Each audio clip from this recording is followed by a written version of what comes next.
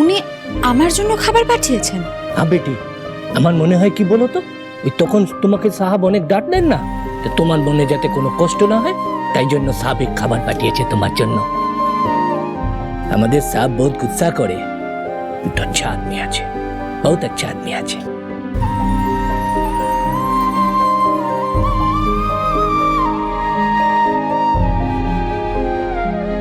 আসবো স্যার?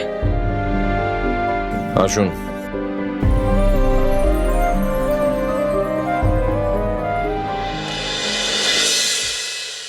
এই খাবারটা তো রুশাদি স্যারের জন্য এনেছিলেন। স্যারের তো এখন লাঞ্চ করার সময়। কাকা খেয়েছে কিনা দেখে আসি। नहीं नहीं नहीं, मत जाओ बेटी। কেন? हम सर को पूछा, हाँ सर बोला कि लंच नहीं करेंगे।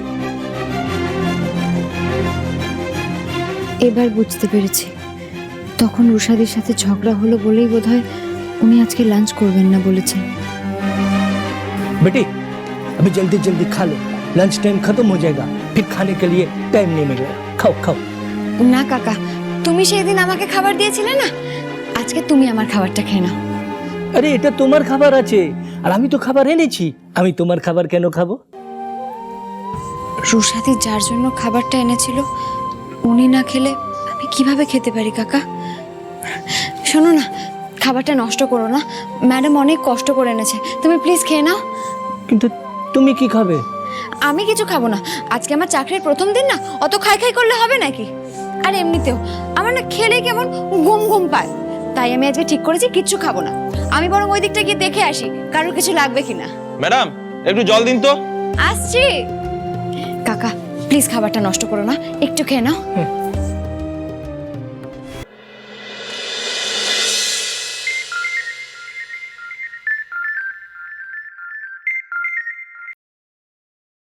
হ্যাঁ সোনা, বলো। তুমি কোথায় আছো সৌমেন? আরে এই তো বৃষ্টির বাড়িতে সোনা। তোমার ভাই কত বড় একটা দায়িত্ব দিয়েছে, সেটাই তো করছি। কেন, কি হয়েছে সোনা? আমার তোমার জন্য ভীষণ মন খারাপ করছে সৌমেন, প্লিজ তুমি তাড়াতাড়ি আমার কাছে চলে এসো, আমার আর কিছু ভালো লাগছে না। যাবো তো সোনা, ঋষির দেওয়া রাজবাড়ির কাজটা শেষ হয়ে গেলেই চলে আসো, কেমন? এইসব রাজবাড়ির রিসর্ট আমার কিচ্ছু চাই না, আমার এখন শুধুমাত্র তোমাকে দরকার সৌমেন। তুমি যত তাড়াতাড়ি সম্ভব প্লিজ এখানে চলে এসো, প্লিজ। তোমার কিছু না লাগুক, কিন্তু এসব আমার তো চাই। কি ব্যাপার বলো তো, গলাটা এরকম শোনাচ্ছে কেন? ঋষির সাথে কোনো রাগারাগি হয়েছে নাকি?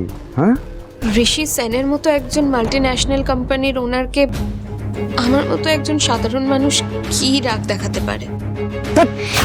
বললাম তো। কি হয়েছে, কাকে বকছো এভাবে? আরে কিছু না গো, আরে এক লেবার ডিস্টার্ব করেই আছে। বলছি আমি আমার লাইফের সব থেকে ইম্পর্টেন্ট মানুষের সাথে কথা বলছি, বুঝতেই চাইছে না। তুমি তুমি এইসব কথা একদম বাদ দাও, তুমি আমার কথা মন দিয়ে শোনো। আমি যত তাড়াতাড়ি সম্ভব তোমার কাছে চলে আসছি, কিন্তু তুমি ভাইয়ের উপর এত রাগ করে থেকো না।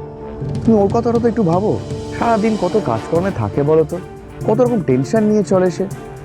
সৌমেন ভাই কাজের প্রেশারের জন্য ঝামেলা করছে না। তাহলে কি হয়েছে তোমাদের মধ্যে? সৌমেন এত কথা ফোনে বলা যাবে না, তুমি এখানে এসো তারপর বলবো। আমার এখন একদম ভালো লাগছে না, আমি ফোনটা রাখছি।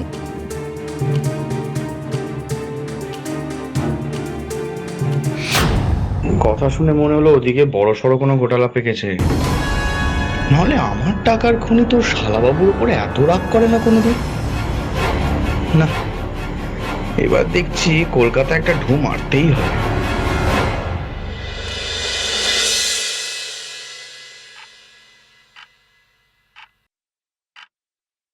আপনি আজকে আমাদের অনেক কাজ করে দিলেন, thank you. Good night. Good night. Good night. Good night.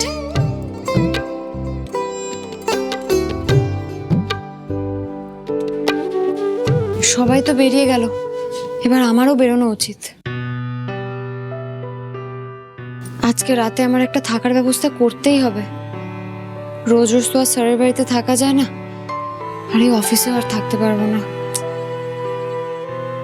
এখন না বেরোলে কোনো মেসেরও খোঁজ পাবো না, এরপর রাত হয়ে যাচ্ছে, প্রবলেমে পড়বো একটা। একবার স্যারের সাথে কথা বলে নি।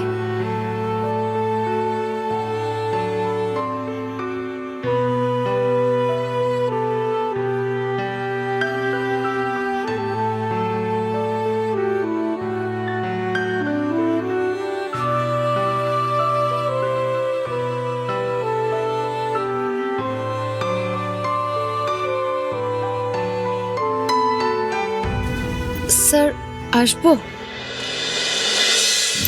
কমেন।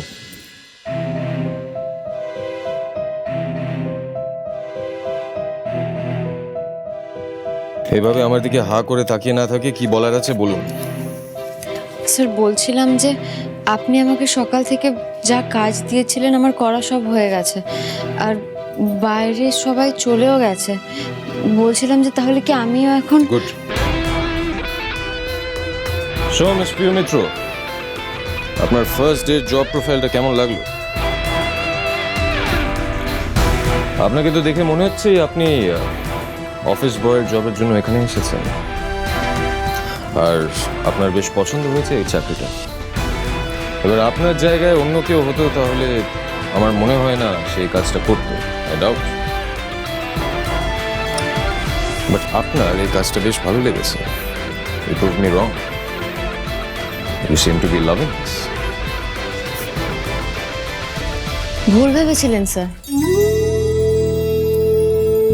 আমি একজন লোয়ার মিডল ক্লাস ফ্যামিলির মেয়ে, খুব সাধারণভাবেই বড় হয়েছি জানেন। আমার বড় হওয়া সেই বৃষ্টি বাড়িতে। ছোটবেলা থেকে সব কাজ নিজে হাতে করেছি। পাহাড় ভেঙে বাড়ির জন্য জল তুলে এনেছি, প্রায় 10 কিলোমিটার সাইকেল চালিয়ে বাড়ির জন্য বাজার করে এনেছি। একবার জানেন বৃষ্টি বাড়িতে খুব বৃষ্টি হয়েছিল, আমাদের বাড়ির একটা দেওয়াল ধসে গিয়েছিল সেখানে। আমি আর মাসি সারা রাত বৃষ্টিতে ভিজে মেশোর সাথে হাতে হাত লাগিয়ে দেওয়ালটা আবার গড়ে তুলেছিলাম। তারপর ব্লাড ডোনেশন ক্যাম্প করেছি। বৃষ্টি বাড়িতে কেউ অসুস্থ হয়ে পড়লে তাকে ট্রেকারে করে শিলিগুড়ি নিয়ে গেছি। একবার জানেন স্যার বাস থেকে পড়ে আমার পা ভেঙে গিয়েছিল, ডক্টর আমাকে বলেছিল রেস্ট নিতে, কিন্তু কিভাবে নেব বলুন তো? রেস্ট নিলে যে রোজগারটাই বন্ধ হয়ে যাবে। তাই পেন কিলার খেয়ে সেই ভাঙা পা নিয়ে সব টুরিস্টদেরকে বৃষ্টি বাড়ি ঘুরিয়ে দেখিয়েছি। আমি তো একজন মিডল ক্লাস ফ্যামিলির মেয়ে স্যার, খুব সাধারণ একটা মেয়ে। তাই ছোটবেলা থেকে অনেক কিছু সহ্য করে বড় হয়েছি। এইসব ছোটখাটো ব্যাপার ঘাস হয়ে গেছে। আর বিশ্বাস করুন কোনো কাজকে কোনোদিনও ছোট বা বড় বলে মনে হয়নি। কাজ তো কাজই স্যার। দিনের শেষে টাকা রোজগার করা নিয়ে কথা। আমাদের মতো মিডল ক্লাস ফ্যামিলির সাধারণ মেয়েরা যাদের মা বাবা অনেক ছোটবেলাতেই তাদেরকে ছেড়ে চলে গেছে, সেসব অনাথ হেল্পলেস মেয়েদের ইগো থাকে না স্যার, থাকে শুধু জেতার চেষ্টা আর শুধু লড়াই।